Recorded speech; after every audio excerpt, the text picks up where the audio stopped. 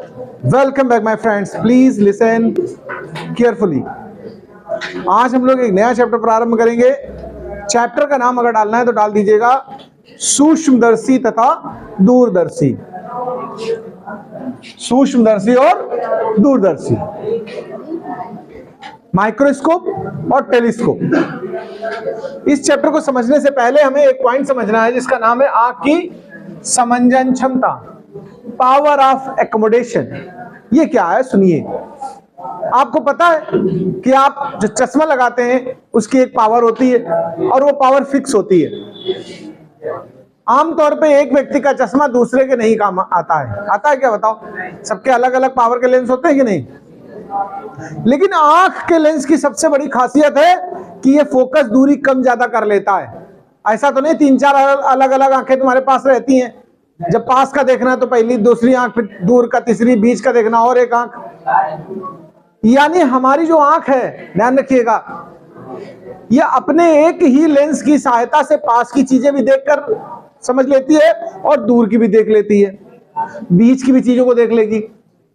यानी इसके फोकस करने की जो क्षमता है, फोकसिंग की, एडजस्ट करने की जो क्षमता है, उसी को वो कम ज्यादा कर लेती फोकस दूरी। यानी फोकस दूरी के घटा बढ़ा लेने की जो क्षमता होती है उसे कहते हैं समंजन क्षमता। बात समझते हो? हम लोग इसी आंख की सहायता से पढ़ लेंगे पास की चीज को, और दूर कहीं स्टार, सन, सब कुछ तो दिखता है, अनंत पे है वो। तो एक ही लेंस ने दोनों काम किया, पास की चीजों को भी दिखाया, दूर की भी दिखाया। यानी कि किसी लेंस द्वारा फोकस दूरी को कम ज्यादा कर लेने की क्षमता ही समंजन क्षमता है। क्लियर बात? यही बात हमें यहां लिखनी। तो चलिए लिखिए, आंख का लेंस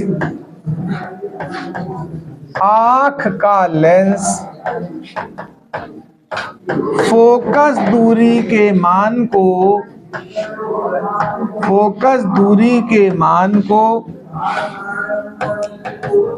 कम व अधिक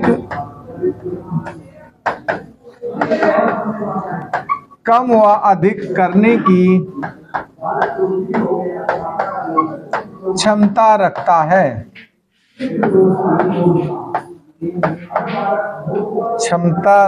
है। आंख का लेंस फोकस दूरी के मान को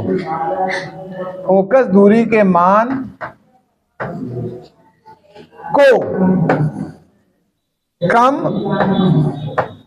व अधिक करने की क्षमता रखता है। फोकस दूरी में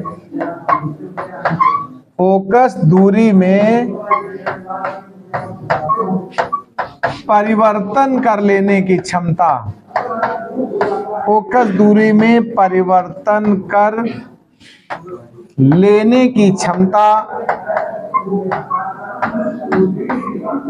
आंख की समंजन क्षमता कहलाती है। आंख की समंजन क्षमता कहलाती है। समंजन क्षमता कहलाती है।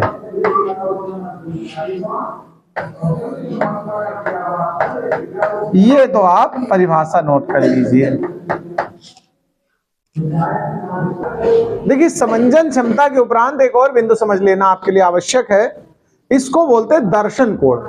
दर्शन माने देखना। ध्यान रखिएगा, प्रत्येक वस्तु आंख पर एक कोई ना कोई कोण बनाती। जैसे ये मार्कर है मेरा, अगर यहां से एक रेखा खींचो आंख के लिए और ऊपर से एक रेखा खींचो तो बीच में कोण बनेगा कि नहीं बनेगा? बताओ। तो वस्तु द्वारा आंख पर बना कोण ही दर्शन कोण कहलाता है। अब इसकी क्या जरूरत है? सूक्ष्मदर्शी दूरदर्शी का मेन काम यही कोण बड़ा कर देना है। देखो ध्यान देना, जो वस्तु जितना बड़ा कोण बनाएगी वो वस्तु हमको उतनी बड़ी दिखाई देगी। अगर कोण छोटा बनेगा तो छोटी दिखाई देगी। तो जरा इसको इस तरह से समझ सकते हो आप। देखो, मैं एक चित्र बना के समझाता हूं। देखिए मेरी बात ध्यान से। ये मान लीजिए कोई इतनी बड़ी वस्तु है और इसने आंख पर जो ये कोण बनाया, देखो ये कोण बना कि नहीं बना, बताओ। इसका मान कुछ भी आप कह सकते हो, अल्फा बीटा गामा जो बना है। इतनी ही बड़ी वस्तु लेकिन थोड़ा दूरी पर रख दो, देखो देखो वस्तु की साइज में कोई अंतर नहीं, देखो ध्यान से, बराबर साइज की वस्तु है कि नहीं। लेकिन अगर उस वस्तु का कोण आप नापोगे तो आपको ये थोड़ा छोटा मिलेगा, देखो। यानी जब इस आंख से हम देखेंगे इन दोनों वस्तुओं को, ध्यान देना ये आंख है मान लो, तो हम देखेंगे ये वस्तु हमको बड़ी दिखेगी और दूसरी वाली, इसके बाद वाली छोटी दिखेगी, जबकि वास्तव में दोनों बराबर साइज की हैं, क्योंकि कोण छोटा बड़ा बन रहा है। देखो ध्यान देना, अगर वस्तु और थोड़ी दूर मान लेते हैं हम, देखो तीसरी वस्तु उतनी ही बड़ी है, साइज में कोई अंतर नहीं, देखो ध्यान दो। अब उसका अगर हम कोण यहां नापे, देखो इस जगह से लाइन खींचते ले जाओ इस जगह तक, तो कोण का मान और घट गया कि नहीं, देखो लगातार ये कोण कम हो रहा जैसे जैसे दूरी बढ़ रही है, यानी आंख पर बना दर्शन कोण छोटा होता जा रहा है। इसीलिए दूर की चीजें हमें छोटी दिखती हैं और पास की चीजें बड़ी दिखती हैं। आप बिल्डिंग के एकदम पास खड़े होगे, पूरी बिल्डिंग में देख पाओ, थोड़ा दूर खड़े हो जाओ, अगल बगल की 2-4 बिल्डिंगें देख लोगे एक साथ, होता है ऐसा कि नहीं, बताओ। क्या बिल्डिंगें छोटी हो गई थी क्या? नहीं, उनका जो आंख पर दर्शन कोण बना वो छोटा हो गया। आप बात समझते हैं? चंद्रमा हमको इतना बड़ा दिखता है, दिखता कि नहीं दिखता, बताओ। का इतना बड़ा है का? दर्शन कोण छोटा हो जाता है। आप देखो बहुत लोग क्या करते हैं, ताजमहल की चुटिया पकड़ लेते हैं, इससे फोटो खिंचा लेते हैं, तो क्या इतने लंबे हो गए हैं? वही छोटे हैं, ताजमहल भी छोटा नहीं हुआ है। दूर खड़े हो गए तो जो कैमरा है उसके लेंस पर ताजमहल का दर्शन कोण छोटा बना और उनका दर्शन कोण बड़ा बना, इसलिए वो बड़े दिख रहे हैं, भीम का है। कैमरे में भी यही चीज, जब बड़ी कोई चीज दिखानी होती है अन्य की तुलना में, तो उसको बहुत क्लोजर रख लिया जाता है। सूक्ष्मदर्शी दूरदर्शी के साथ यही बात है, वो लेंस की सहायता से किसी वस्तु के दर्शन कोण को हमारी आंख पे बड़ा करके बना देता है, इसलिए वह वस्तु हमें बड़ी दिखने लगती है। सूक्ष्मदर्शी में छोटी चीज को बड़ा देखते हैं और दूरदर्शी में दूर की चीज को बड़ा करके देखते हैं, इसलिए साफ दिखती है। बात समझते हो? तो चलिए दर्शन कोण की परिभाषा लिखिए और बाद में ये वाले नाम लिख लेना, अल्फा बीटा गामा, ऐसे कोई भी नाम दे दो। एक ही वस्तु अलग अलग स्थानों पे जाकर रुकी हुई है, देखो वस्तु मैंने एक ही ली लेकिन 3 अलग अलग पोजीशन पे दिखाने की कोशिश की है कि दर्शन कोण दूरी के साथ घट रहा है। तो परिभाषा दर्शन कोण की लिखिए जरा। किसी वस्तु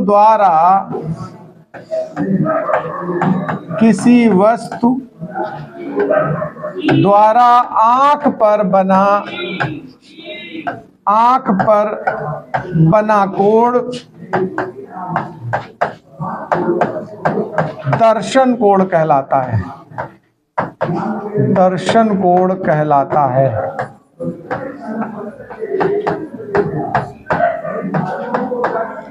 वस्तु का दिखने वाला आकार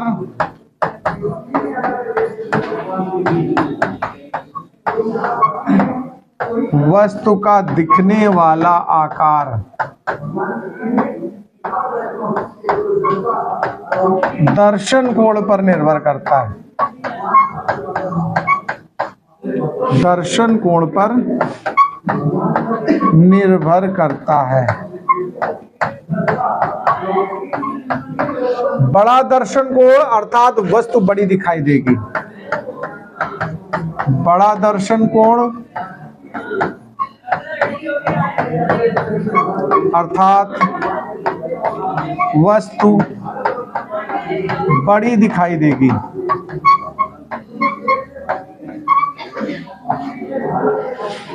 बड़ी दिखाई देगी।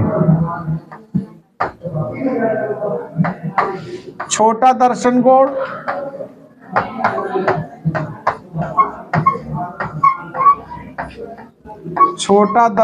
अर्थात वस्तु छोटी दिखाई देगी। वस्तु छोटी दिखाई देगी।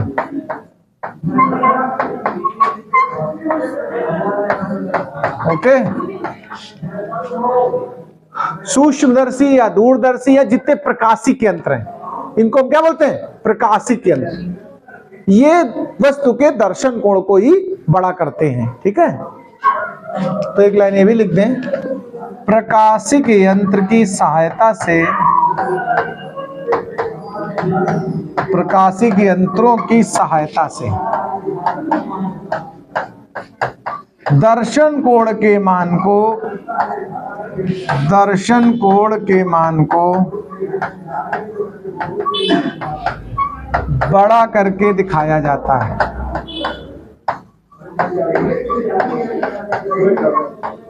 दिखाया जाता है।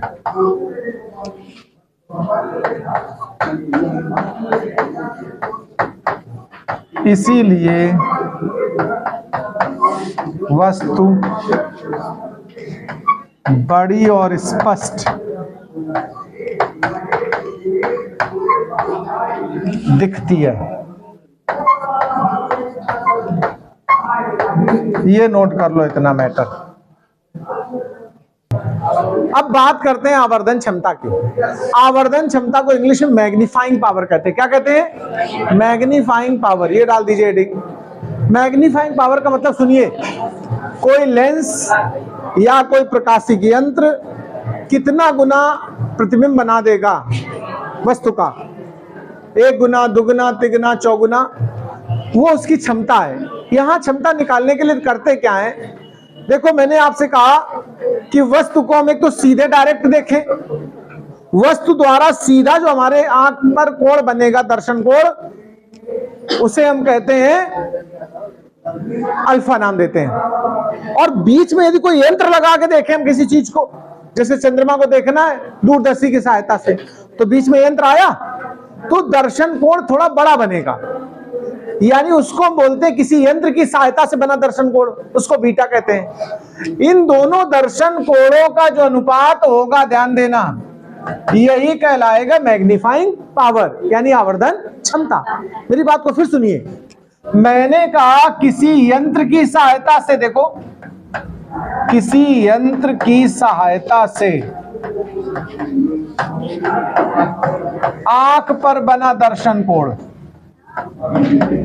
आंख पर बना दर्शन कोण, अब बटे सीधे वस्तु द्वारा, अब बीच में यंत्र नहीं आया, देखो डायरेक्ट वस्तु रखी गई, सीधे वस्तु द्वारा आंख पर बना दर्शन कोण, हाँ, आंख पर बना दर्शन कोण, तो यानी हम एक को बीटा एक को अल्फा कहेंगे, यही परिभाषा है। तो चलो परिभाषा लिखो सबसे पहले, फिर ये सूत्र लिखना। तो लिखिए, किसी वस्तु का किसी प्रकाशिक यंत्र की सहायता से आंख पर बना दर्शन कोण, किसी वस्तु का, मैं लिख दे रहा हूं, किसी वस्तु का, किसी वस्तु का प्रकाशिक यंत्र की सहायता से, प्रकाशिक यंत्र की सहायता से,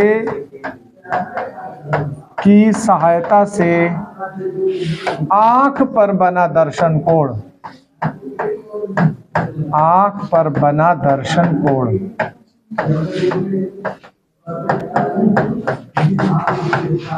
तथा सीधे वस्तु द्वारा, सीधे वस्तु द्वारा आंख पर बने दर्शन कोण, आंख पर बने दर्शन कोण, यानी अल्फा का अनुपात आवर्धन क्षमता कहलाता है। आवर्धन क्षमता कहलाता है। ये तो परिभाषा हो गई। फिर आप सूत्र लिख लें, आवर्धन क्षमता बराबर, और ऊपर लिखना किसी यंत्र की सहायता से आंख पर बना दर्शन कोण बटे सीधे वस्तु द्वारा आंख पर बने दर्शनों को, यानी कि आवर्धन क्षमता को m से दर्शाते हैं, m बराबर बीटा बटे अल्फा। नोट करें। चलिए अब हम लोग बात करते हैं संयुक्त सूक्ष्मदर्शी की। हेडिंग डालेंगे संयुक्त सूक्ष्मदर्शी या फिर यौगिक सूक्ष्मदर्शी। इंग्लिश में इसको कहते हैं कंपाउंड माइक्रोस्कोप। मैंने आपके सामने डायग्राम प्रस्तुत किया हुआ है, देखें जरा ध्यान से, थोड़ा बड़ा करते हैं जिससे क्लियर दिखे आपको। ये है संयुक्त सूक्ष्मदर्शी। थोड़ा रचना सुन लीजिए, हम जो बनाएंगे डायग्राम वो ऐसा नहीं बनाएंगे, इतना कठिन, बहुत आसान तरीके से बनाएंगे। फिलहाल मैं एक्सैक्ट दिखा रहा हूं जो आपके लैब में प्रयोग होता है।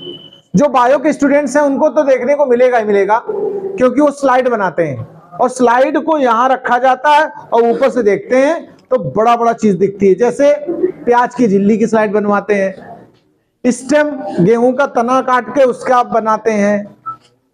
हम लोग अपनी स्किन को उचाड़ करके इसकी स्लाइड बना के देख सकते हैं स्किन की कोशिकाएं कैसी हैं। ऐसे बहुत सी चीजें देखी जा सकती हैं। तो देखिए जरा इसकी रचना में थोड़ा सा पॉइंट समझ लीजिए, आपको अच्छा लगेगा।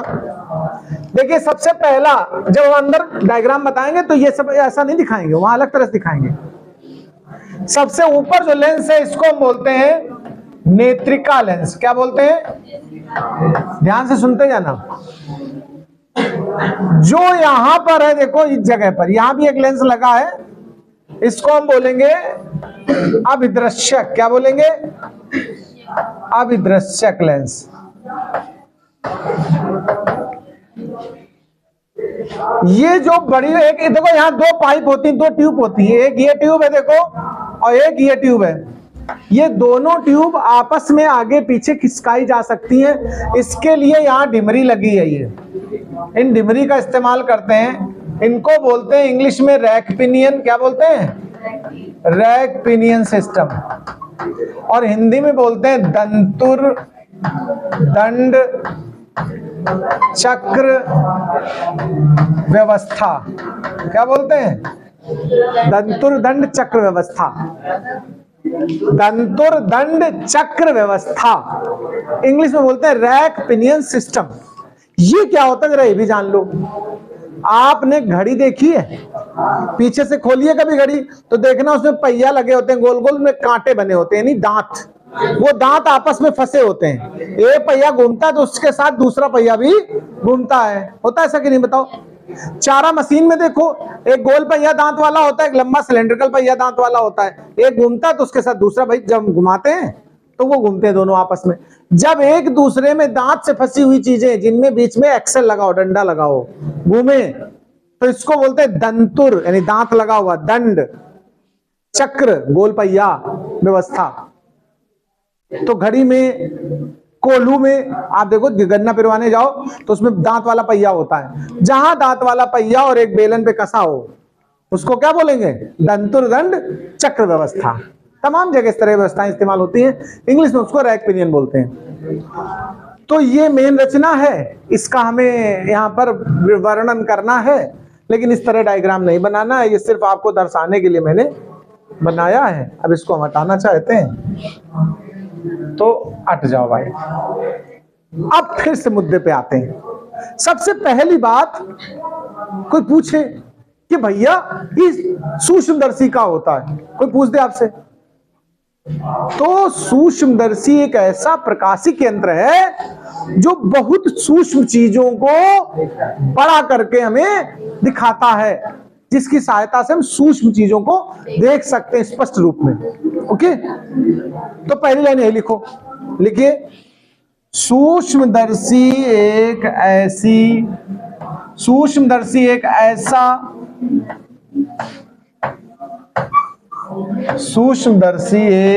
ऐसा प्रकाशिक यंत्र है, ऐसा प्रकाशिक यंत्र है, हाँ ऐसा प्रकाशिक यंत्र है जो, ध्यान से सुनते जाओ बात, ऐसा प्रकाशिक यंत्र है, एक ऐसा प्रकाशिक यंत्र है जो सूक्ष्म वस्तुओं का बड़ा व स्पष्ट दर्शन कराता है।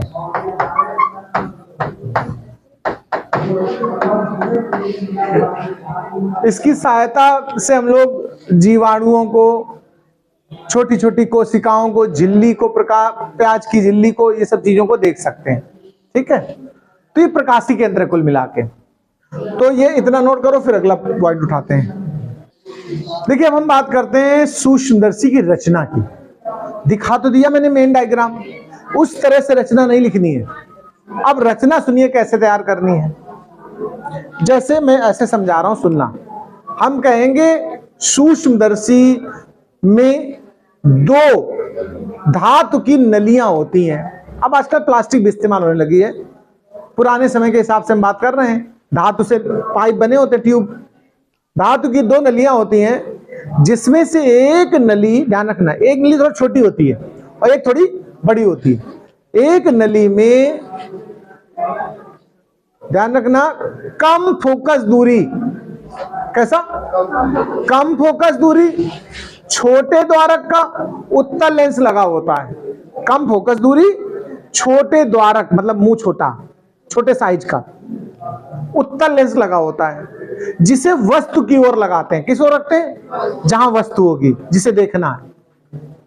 और इस लेंस को हम, जो उत्तल लेंस लगाया, अभिदृश्यक लेंस कहते हैं। क्या कहते हैं? वस्तु की ओर रखने वाले को क्या नाम देते हैं? अभिदृश्यक लेंस। जबकि दूसरी नली में एक ज्यादा फोकस दूरी और बड़े द्वारक का, यानी बड़े साइज का उत्तल लेंस लगा होता है, जिसे हम नेत्र की ओर रखते हैं और उसका नाम नेत्रिका होता है। ध्यान देना, दो लेंस हैं, एक छोटा साइज में तो फोकस दूरी भी कम होगी और वो वस्तु की तरफ रहेगा। जैसे प्याज की झिल्ली की स्लाइड बनाई तो उस तरफ जो लेंस है वो छोटा है, और जिससे हम आंख से ऐसे देखते हैं वो जो लेंस है वो थोड़ा उसकी तुलना में बड़ा। ठीक है, ये दो नलियों में फिट होते हैं, एक में अभिदृश्यक और एक में नेत्रिका। जो नेत्र की ओर लेंस है उसका नाम क्या बताया? नेत्रिका लेंस। इतना तो मेन मुद्दा। अब सुनो, इनको आपस में सेट करने के लिए नलियां आपस में खिसक सकती हैं आगे पीछे। एक गोल गोल पहिया जैसा ढिमरी लगी होती है, उसी ढिमरी का नाम है दंत्रुदंड चक्र व्यवस्था।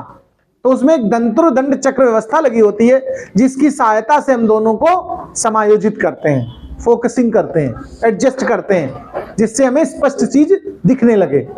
जैसे मोबाइल में कभी फोटो खींचो तो क्या एकदम तुरंत फोकस हो जाता है? क्या देखना, थोड़ी देर बाद जब एकदम रोकोगे तब फोकस होता है। अच्छा चित्र बनता है कि नहीं बनता? बताओ। चलते हुए फोटो खींच दो तो कौन साफ आए ना। वही सिस्टम वहां भी होता है।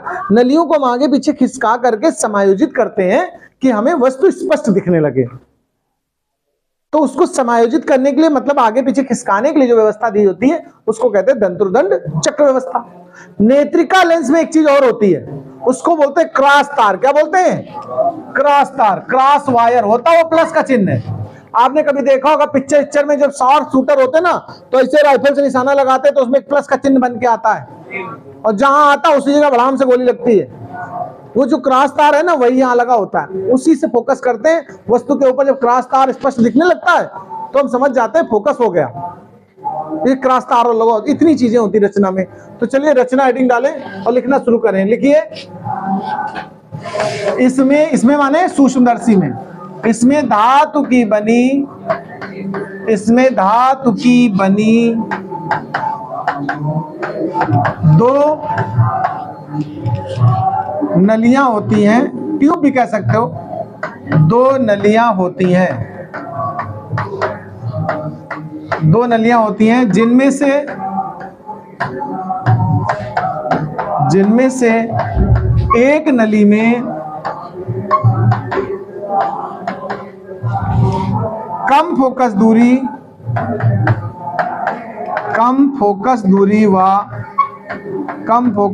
व छोटे द्वारक का उत्तल लेंस लगा होता है, उत्तल लेंस लगा होता है, उत्तल लेंस लगा होता है, इसे वस्तु की ओर रखते हैं, इसे वस्तु की ओर रखते हैं और इसे अभिदृश्यक लेंस कहते हैं, और इसे अभिदृश्यक लेंस कहते हैं, इसे अभिदृश्यक लेंस कहते हैं। अब सुनिए, दूसरी नली जो होती है उसमें ज्यादा फोकस दूरी बड़े द्वारक का लेंस होता है, जबकि दूसरी नली में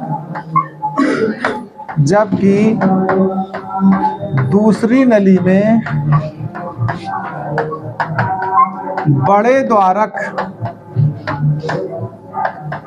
व अधिक फोकस दूरी, बड़े द्वारक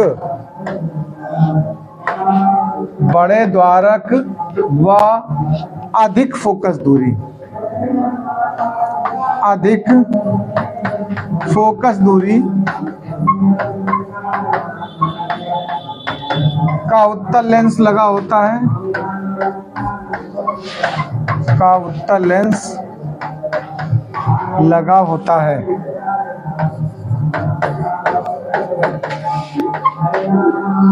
इसे आंख की तरफ रखते हैं, इसे आंख की ओर रखते हैं और इसे नेत्रिका लेंस कहते हैं। इसे क्या कहते हैं? इसे नेत्रिका कहते हैं या नेत्रिका लेंस कहते हैं। इसे नेत्रिका लेंस कहते हैं। ओके, अब सुनो, जो दोनों नलियां हैं इनको समायोजित करने के लिए एक व्यवस्था दी होती है जिसे दंतुरदंड चक्र व्यवस्था कहते हैं। तो लिखिए, दोनों नलियों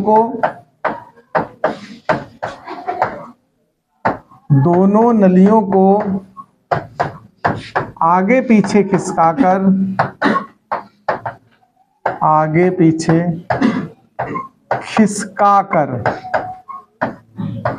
समायोजित करने के लिए, खिसकाकर समायोजित करने के लिए एक दंतुरदंड चक्र व्यवस्था,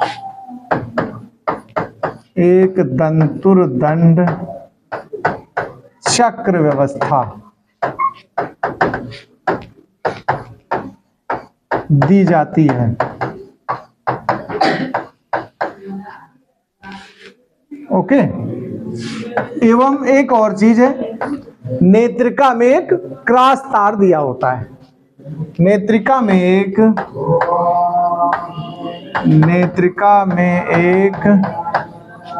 क्रॉस तार दिया होता है, क्रॉस तार दिया होता है। नोट करिए, रचना हो गई है।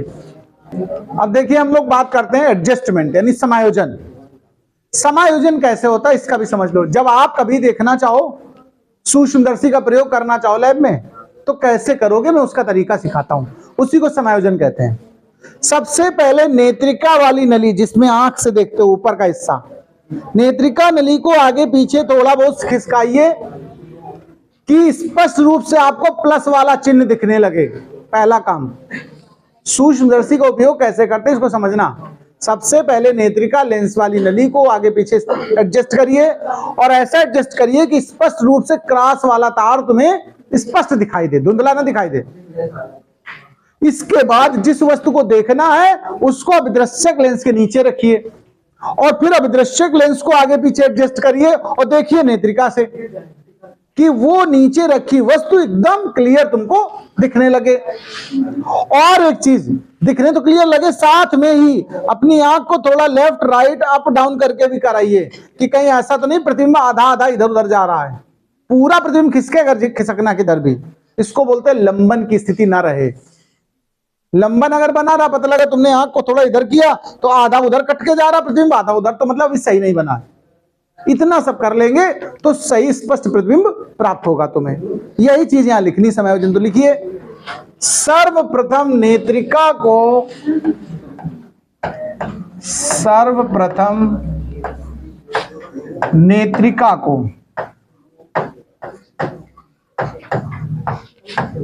इस प्रकार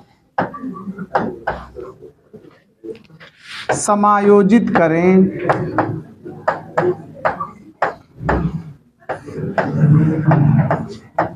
कि इस प्रकार समायोजित करें कि क्रॉस तार स्पष्ट दिखने लगे, स्पष्ट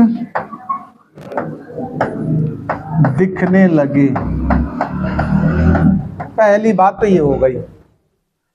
फिर वस्तु को अभिदृश्यक के नीचे रखें, फिर वस्तु को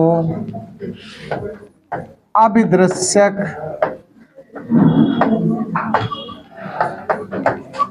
के नीचे रखकर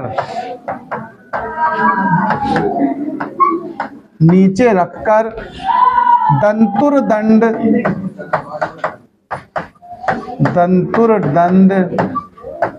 चक्र व्यवस्था की सहायता से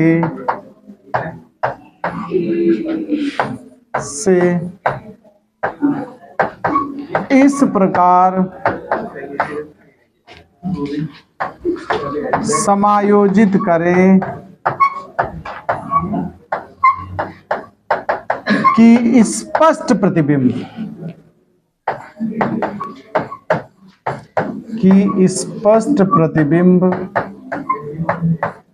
क्रॉस तार पर बने और लंबन ना रहे।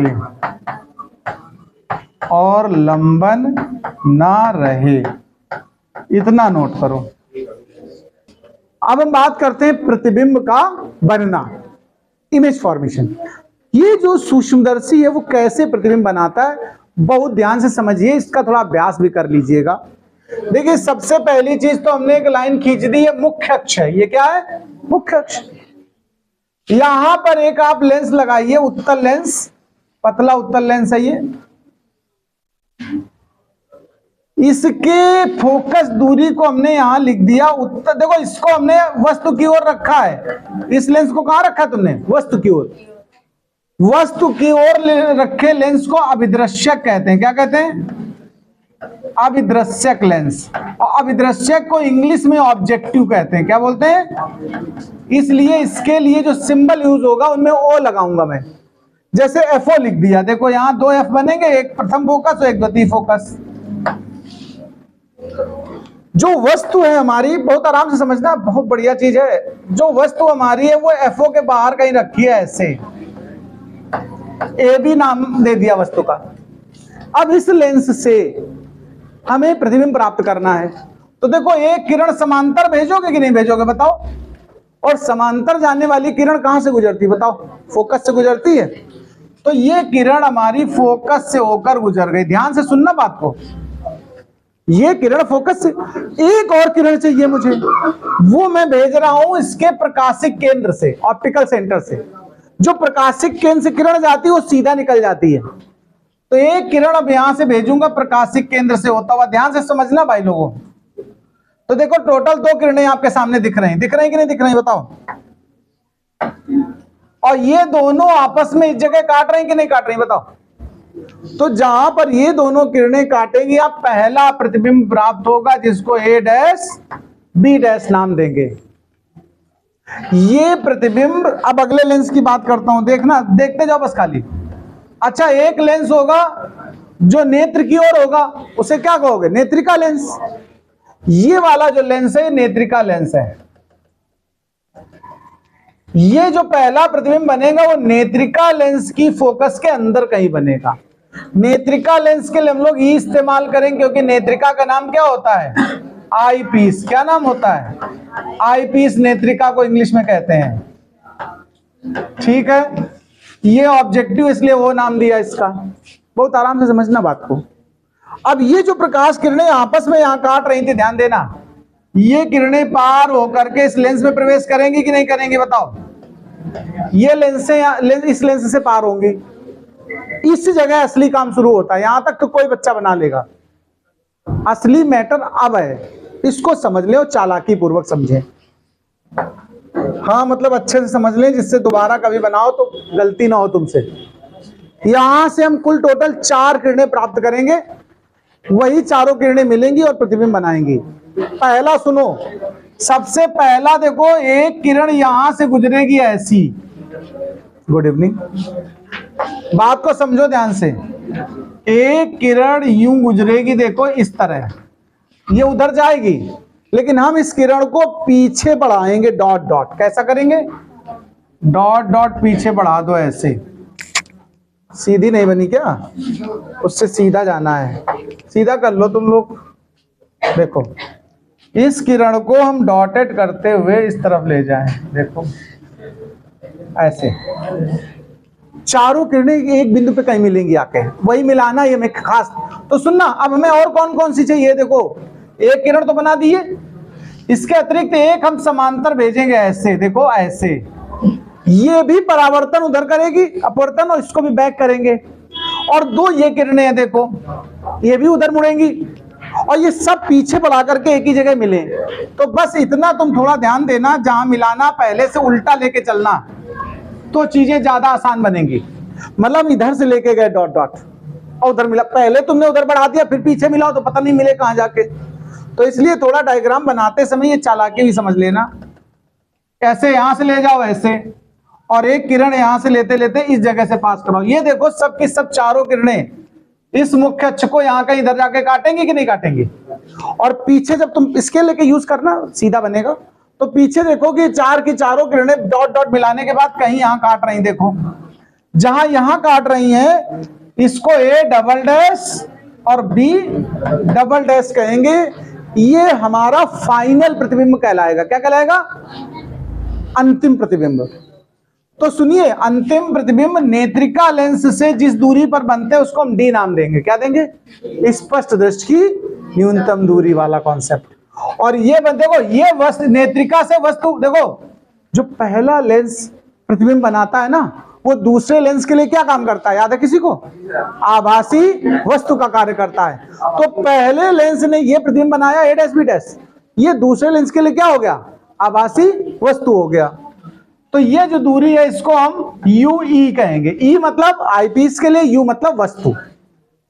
ठीक है बात? इतनी समझ में आई? मैटर के लिए समझ में आया? और ये जो दूरी है, ये पहले वाले लेंस के लिए प्रतिबिंब की दूरी है, तो इसको क्या कहोगे? VO। और जो ये वस्तु की दूरी लेंस से है, इसको क्या कहोगे? UO। जरा मैटर समझना सब। पहला वस्तु तो ये है, पहला लेंस ये है, ऑब्जेक्टिव। तो वस्तु से लेंस की दूरी को क्या कहते हो? U कहते हो। O क्यों लगाया? क्योंकि ऑब्जेक्टिव है। लेंस से प्रतिबिंब की दूरी को क्या दिखाते हो? V। वहां वो क्यों लगाया? क्योंकि वो भी ऑब्जेक्टिव ने बनाया है। ये आईपीस है, इसके लिए कौन वस्तु है? ये। तो ये दूरी, वस्तु की दूरी आईपीस के लिए, इसलिए UE लिखा। और आईपीस ने फाइनल इमेज कहां बनाई? A double dash B double dash. ये चित्र बनाओ आप लोग।